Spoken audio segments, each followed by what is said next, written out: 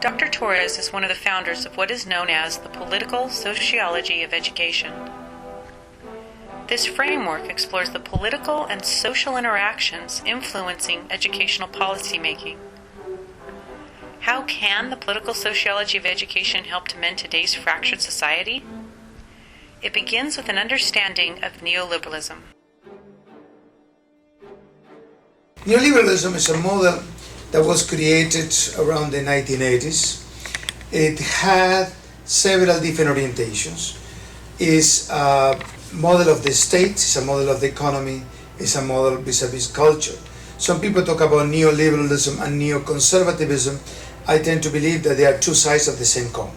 I will argue that the World Bank, OCDE, particularly these two institutions, are think tanks, and they have embraced deeply the notion of neoliberalism. In fact, the World Bank and the IMF were very responsible in the 1980s of one of the most brutal tools, which was called the structural adjustment. They began offering loans to poor countries, but only if they privatized their economies and allowed Western corporations free access to their raw materials and markets. Debt has really been used as an instrument in order for the IMF and the World Bank to get their policies implemented in many developing countries. So international organizations, with few exceptions, and some of them are within the United Nations system, have been mostly agents of neoliberalism, and they have been used by neoliberal governments either as a source of financing or as an excuse to bring neoliberal programs into their own countries. Neoliberalism as a deregulatory regime has failed. We have the crisis of 2008. When you look back and you look at the pattern of crises since the 1970s, you would see the present one, and in this I think Lula is right, that actually, I remember writing around 2005 that if you looked at the aggregate data of the United States, it should be like Argentina in 2001. So this is the volatility of the thing, and so there's a long historical pattern here where you see crises forming and dissipating, moving around. Southeast Asian, East and Southeast Asian, moved to Russia, moved to Brazil, moved to Argentina. In fact, it's just, and out of this comes a theory which is very, very important, that capitalism never solves its crisis problems. It moves them around geographically. Sub-Saharan Africa is paying $25,000 every minute to northern creditors. I think people don't understand that it is actually the South that is financing the North. We showed that greed cannot regulate the market and cannot regulate public policy. I once said, greed is good. Now it seems it's legal. Because everybody's drinking the same Kool-Aid. Right? Some neoliberals have argued that there cannot be a society without greed. I completely disagree. I would argue there cannot be a society without a sense of solidarity. But the struggle goes on, and there are many institutions, social movements, intellectuals that essentially have contributed to challenge neoliberalism. So as a model, practical model, has failed, but it has already entrenched itself in the public consciousness and need to continue to be attacked. Neoliberalism has tried to create a very homogeneous model of what is quality of education, what are the indicators, how the teacher should behave, what is the notion of accountability and the like. So there is an agenda of research, there's an agenda of teaching, there's an agenda of evaluation that was put forward by neoliberalism that in the end remodeled, reoriented, transformed the way even the capitalist state has been working vis-a-vis education. In education, neoliberalism as a particular model of the state has pushed two great initiatives. One is privatization and the other is decentralization.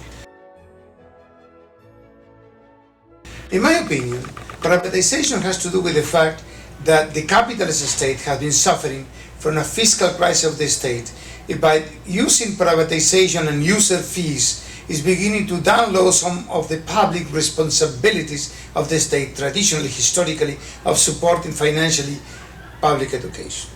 Now Governor Snyder is pushing a bill that would give himself, Governor Snyder and his administration, the power to declare any town or school district to be in a financial emergency. If a town was declared by the governor and his administration to be in a financial emergency, they would get to put somebody in charge of that town. Republican-controlled Michigan House said it was fine for this emergency power to be held by a corporation. So swaths of Michigan could, at the governor's disposal, be handed over to the discretion of a company. Why decentralization? Technically, what we have seen in the 20th century is a growing process of centralization. But the idea of decentralization is premised on 2 or 3 different ideas. One, that decentralization entails more democracy. That remains to be seen. 2, that if one decentralized activities could also undermine the power of the teacher unions, which are quite highly centralized, so become a tool of empowerment of a neoliberal state. Unions are the final line of defense against privatization of the public sector. Unions are the ones who fight privatization of the school system, of the water system, of the power system. That's where the real money is, and we've got to keep our eye on the prize, because there's a lot of money to be made in the kinds of crony deals that can be rammed through when you have all of that power consolidated. So if one would like to synthesize what we need to do today politically, is to attack the neoliberal approach that has been so dangerous and so damaging to the poor, to the women, to the indigenous population. The problem was the people who handed us the label were 13 years of age. Do many people have family work? Just me. You support, how many people do you support? 8 people. 8 people. And how do you do with that salary? Is it enough? ¿Alcanza? ¿Es suficiente para cuidar otra gente? No. We work in education because we want children to have the best options, and neoliberalism has made that almost impossible.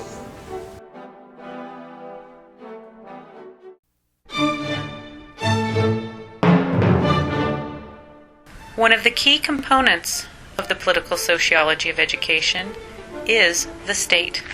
The state is considered by many people as the government, but obviously involves many more areas than just a government. I like to use the state as an analytical category to understand the processes of political domination and political struggle in a given society. I would like to understand also through the notion of the state how the executive, the judicial system, and the legislative system work around laws and actions, in particular formulation of public policy. The state, even in the context of neoliberalism, has reached greater and greater ways to intervene in the life of people. With all due deference to separation of powers, last week the Supreme Court reversed a century of law that I believe will open the floodgates for special interests, including foreign corporations, to spend without limit in our elections. The state as a site of confrontation of different interests and political programs continue to be the same. I don't see much of a change.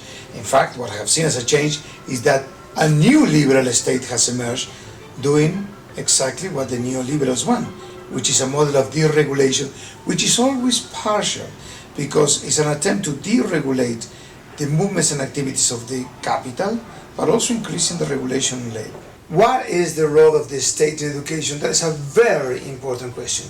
I tend to believe that education cannot be a government policy. Talking about political pressure, under No Child Left Behind, due to political pressure, standards got dummied down. We had many states around the country actually reduce standards, reduce expectations. That's not what our country needs. We were lying to children. We have to stop lying to children, and we have to help every child fulfill their true academic potential. We are letting states and school districts compete for it.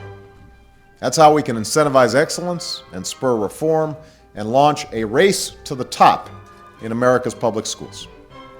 It's a state policy. That is, it's a policy that should be considered in the long view, like Brodel will say, looking at a long process. The constitution of a public system of education, the investment over years and years and years of using taxpayers' money, The ideas that a society has about itself and about others, the way in which history has been played out in the schools, how we have helped the old generations and the new generation to come together with a particular cultural bond. All those things are part of a state responsibility. It is important to realize that there are two functions of the capitalist state.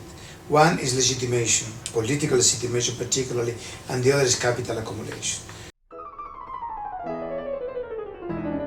The capitalist state have to contribute to the process of capital accumulation, and the process of capital accumulation requires investment that sometimes goes beyond the ability of private capital to do. Great airports, all the roads are examples. The political legitimation is as important or more, because one of the peculiarities of capitalism, that is an unequal system. It creates a lot of inequalities. Education is one of the answers, assuming that people getting more education will have better chances in the competition for resources. I'll tell you an interesting thing about American higher education. I wouldn't have become president if I hadn't had a chance to go to college, go to law school, get a loan, a government-backed loan, and pay it back with honor. I wouldn't. Education is, by definition, a model of political legitimation. And it's important because a lot of the great definitions are around political legitimation. Any theory that the state has withered away is so over-comprehensive that means nothing. In fact, I would say the opposite. I think the state, even in the context of neoliberalism, has reached greater and greater ways to intervene in the life of people.